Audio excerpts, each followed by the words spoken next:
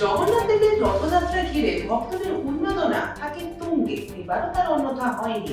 লক্ষ লক্ষ ভক্ত পুরীতে ভিড় জমিয়েছিলেন জগন্নাথ দেবের রথযাত্রার সাক্ষী থাকার জন্য।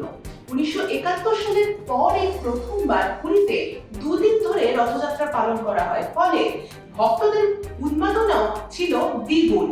প্রতিবারের মতো এবারও নিয়ম নীতি মেনে নিষ্ঠাজারে পালন করা হয় প্রভু জগন্নাথ দেবের রথযাত্রা।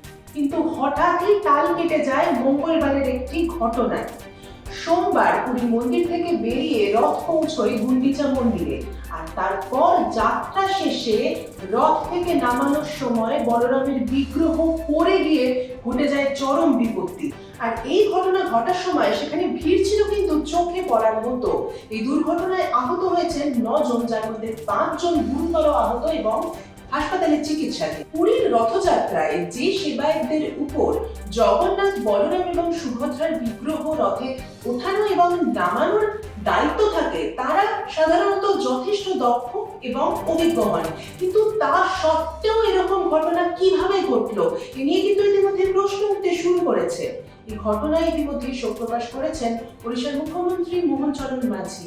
আর এই ঘটনা দেখে কিন্তু ভক্তদের মধ্যে চূড়ান্ত উদ্বেগের সৃষ্টি হয়েছে। অনেকেই কিন্তু মনে করছেন এই যেন ঘটনা কোনো অশনির সংকেত নয় তো। আর এরকমই বিভিন্ন খবর জানতে চোখ রাখুন নিউজ 18 বাংলা ডিজিটালে।